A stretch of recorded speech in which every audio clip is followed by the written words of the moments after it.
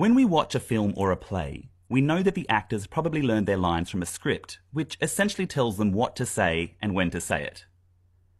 A piece of written music operates on exactly the same principle. In a very basic sense, it tells a performer what to play and when to play it. Aesthetically speaking, there's a world of difference between, say, Beethoven and Justin Bieber, but both artists have used the same building blocks to create their music: notes. And although the end result can sound quite complicated, the logic behind musical notes is actually pretty straightforward. Let's take a look at the foundational elements to music notation and how they interact to create a work of art. Music is written on 5 parallel lines that go across the page.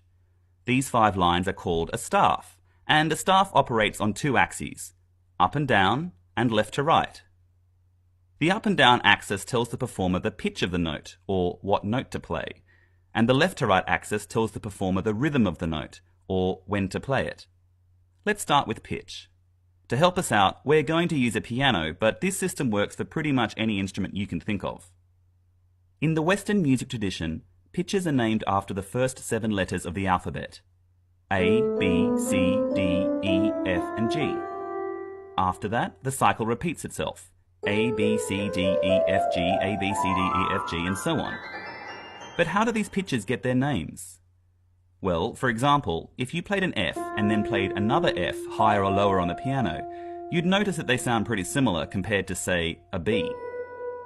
Going back to the staff, every line and every space between 2 lines represents a separate pitch. If we put a note on one of these lines or in one of these spaces, we're telling a performer to play that pitch. The higher up on the staff a note is placed, the higher the pitch. But there are obviously many more pitches than the 9 that these lines and spaces give us. A grand piano, for example, can play 88 separate notes. So how do we condense 88 notes onto a single staff? We use something called a clef. A clef is a weird-looking figure placed at the very beginning of the staff, and it acts like a reference point telling you that a particular line or space corresponds to a specific note on your instrument.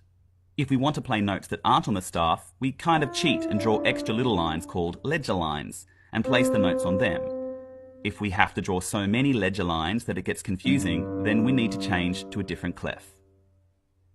As for telling a performer when to play the notes, 2 main elements control this: the beat and the rhythm. The beat of a piece of music is, by itself, kind of boring. It sounds like this. Notice that it doesn't change, it just plods along quite happily.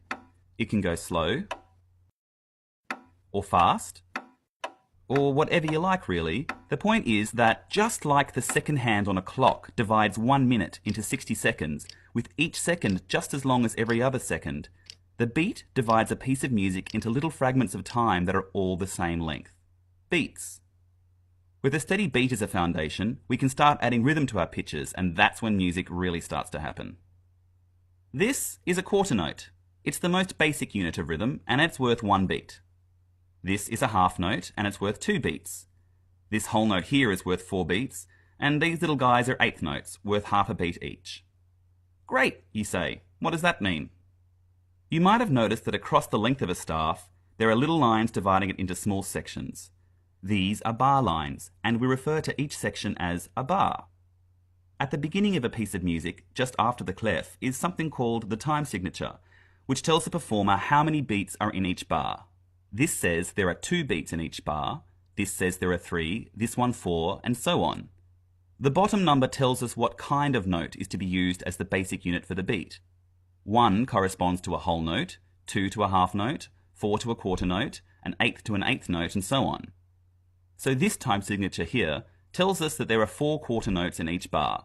1, 2, 3, 4, 1, 2, 3, 4, and so on. But like I said before, if we just stick to the beat, it gets kind of boring, so we'll replace some quarter notes with different rhythms. Notice that even though the number of notes in each bar has changed, the total number of beats in each bar hasn't. So, what does our musical creation sound like? Sounds okay, but maybe a bit thin, right? Let's add another instrument with its own pitch and rhythm. Now it's sounding like music. Sure, it takes some practice to get used to reading it quickly and playing what we see on our instrument, But with a bit of time and patience, you could be the next Beethoven. Or Justin Bieber.